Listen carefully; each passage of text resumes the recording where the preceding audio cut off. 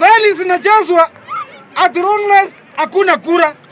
Na ni ukweli bwana Spika, hii tabia iko kwa ODM. Wakati wa rally ni wengi kama siafu, lakini wakati wa kupiga kura hawako. Mpaka tunashindwa hao watu ni kuchezea watu ama aje. Kama Kisii juzi bwana Spika, wamesanya watu kutoka everywhere, wamejaza Kisii. Eti ODM inasherehekea birthday Kisii. Na hakuna Mkisii hata mmoja alikuwa huko bwana Spika.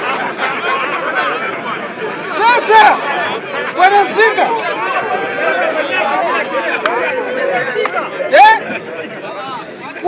huyu mtu mmoja anaitwa Gladys Wanga, eti ndiye ameachiwa chama.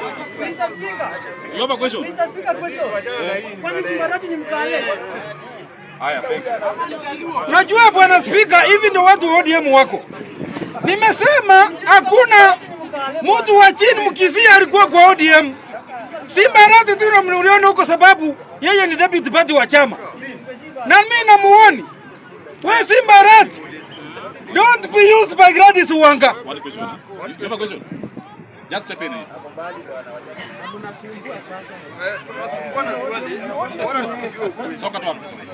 Asante sana Matiang'i. Yes. Arati tu ndiye alikuwa pale. Yes. Kama mkubwa wa Kisii. Ni kweli? Si mkubwa wa Kisii.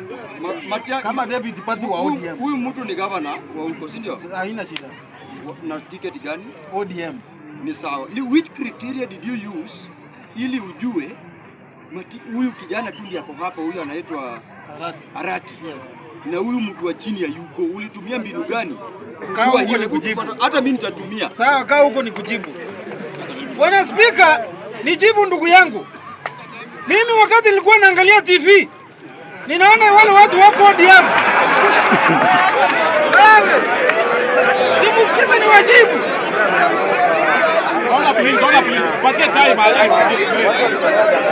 Patia time I explain. Tulia, mimi najua kenye nitajibu. Ngoja nini? Mimi si ndio nimesema amesema sawa, atajibu tu bila.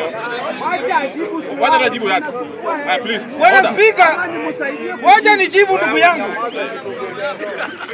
Mimi nilipokuwa nafuata hii meeting kwa TV, Bwana Spika, mimi Mkisii niliona mwenye ninajua ni Simba Arati.